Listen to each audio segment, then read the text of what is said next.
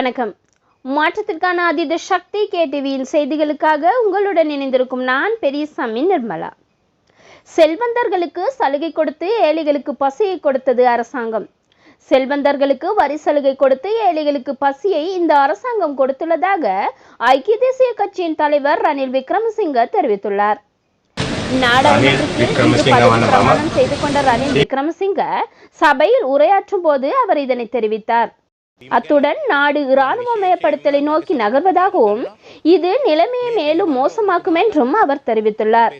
மேலும் உரையாற்றிய ரணில் விக்ரமசிங்க $100 கோடி கடன் செலுத்த இருக்கிறது. இதனை எப்படி செலுத்துவது என்பது அரசாங்கத்திற்கு தெரியவில்லை.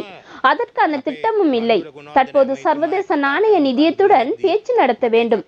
சர்வதேச நாணய நிதி கோடி $78 கிடைக்கும். ஷார்க் நிதியத்திடமிருந்து $40 கிடைக்கும். பங்களாதேஷ் $20 கோடி கிடைக்கும். எனினும் முழுமையாக கடன் பொறியிலிருந்து மீள முடியாது. எனவே இதிலிருந்து மீள்வதற்கான என்ன வழி இருக்கிறது? ஒரே வழி சர்வதேச நாணய நிதியத்துடன் கொடுக்கல் வாங்கல் நடத்த வேண்டும். இதில் இணங்கவில்லை என்றால் என்ன வழி என்று கூற வேண்டும்.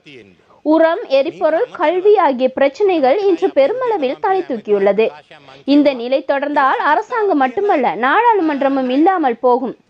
கோவிட் தான் இதற்கு காரணம் என்று அரசாங்கம் கூறுகிறது. எனினும் இதனை எவ்வாறு கையாள்வது என்பது குறித்த எந்த திட்டமும் இல்லை. கோவிட் தடுப்பு விசேட படைப்பிரிவு முழுமையாக தோல்வியடைந்துள்ளது. இப்படி முன்னோக்கி செல்ல முடியாது. எமது அரசியலமைப்பின் ஊடாக அமைச்சரவைக்கும் நாடாளுமன்றத்திற்கும் இதற்கு பொறுப்பு இருக்கிறது. பிரதமரும் இருக்கிறார், அமைச்சர்களும் இருக்கின்றனர்.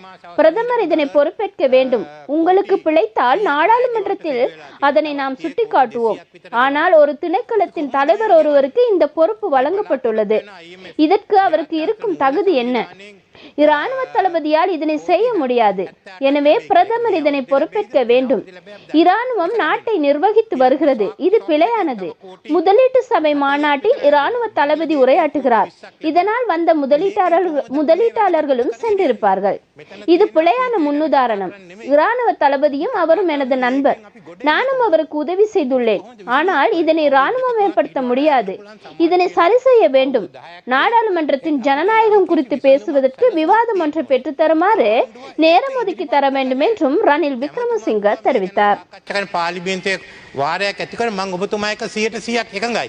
ඒත් මොකද්ද ඔබතුමාලා විසඳුම කොයි මාර්ගෙද යන්නේ කියලා. මට අනික් අය වෙනුවෙන් කතා කරන්න බෑ. මම නම් කියන්නේ අපිට තියෙන එකම මාර්ගය ජාත්‍යන්තර මූල්‍ය අරමුදල සමග ආපහු ගන්න දෙනු කරා. අපි 2015 ඉඳන් 2019 ඔබතුමාලා එකඟ නැත්නම් ඒ විකල්පය මොකද්ද කියලා අපිට කියන්න.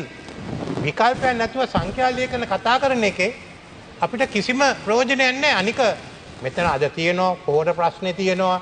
අපිට තියෙනවා තෙල් ප්‍රශ්නේ, අධ්‍යාපන ප්‍රශ්න ගණනාවක් මේ රටේ තියෙනවා.